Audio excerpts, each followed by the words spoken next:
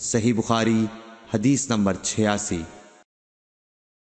ہم سے موسیٰ بن اسماعیل نے بیان کیا، ان سے وہیب نے، ان سے حشام نے فاطمہ کے واسطے سے نقل کیا، وہ اسما سے روایت کرتی ہیں کہ میں عائشہ رضی اللہ تعالی عنہا کے پاس آئی، وہ نماز پڑھ رہی تھیں۔ میں نے کہا لوگوں کا کیا حال ہے؟ تو انہوں نے آسمان کی طرف اشارہ کیا، یعنی سورج کو گرہن لگا ہے۔ اتنے میں لوگ نماز کے لیے کھڑے ہو گئے۔ حضرت عائشہ رضی اللہ تعالی عنہا نے کہا اللہ پاک ہے۔ میں نے کہا کیا یہ گرہن کوئی خاص نشانی ہے؟ انہوں نے سر سے اشارہ کیا، یعنی ہاں۔ پھر میں بھی نماز کے لیے کھڑی ہو گئی، حتیٰ کہ مجھے غش آنے لگا تو میں اپنے سر پر پانی ڈالنے لگی۔ پھر نماز کے بعد رسول اللہ صلی اللہ علیہ وسلم نے اللہ تعالیٰ کی تعریف کی اور اس کی صفت بیان فرمائی۔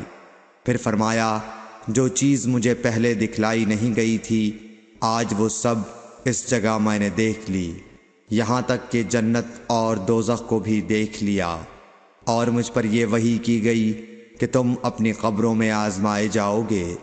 مثل یا قرب کا کون سا لفظ؟ حضرت اسما نے فرمایا میں نہیں جانتی۔ فاطمہ کہتی ہیں یعنی فتنہ دجال کی طرح آزمائے جاؤ گے۔ کہا جائے گا قبر کے اندر کہ تم اس آدمی کے بارے میں کیا جانتے ہو؟ تو جو صاحب ایمان یا صاحب یقین ہوگا۔ کون سا لفظ فرمایا؟ حضرت اسما نے مجھے یاد نہیں۔ وہ کہے گا وہ محمد اللہ کے رسول صلی اللہ علیہ وسلم ہیں، جو ہمارے پاس اللہ کی ہدایت اور دلیلیں لے کر آئے تو ہم نے ان کو قبول کر لیا اور ان کی پیروی کی۔ وہ محمد صلی اللہ علیہ وسلم ہیں۔ 3 بار اسی طرح کہے گا، پھر اس سے کہہ دیا جائے گا کہ آرام سے سو جا، بے شک ہم نے جان لیا کہ تو محمد صلی اللہ علیہ وسلم پر یقین رکھتا تھا۔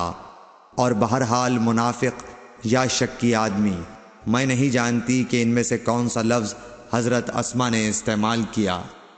تو وہ منافق یا شکی آدمی کہے گا کہ جو لوگوں کو میں نے کہتے سنا میں نے بھی وہی کہہ دیا، باقی میں کچھ نہیں جانتا۔ صحیح بخاری حدیث نمبر 86۔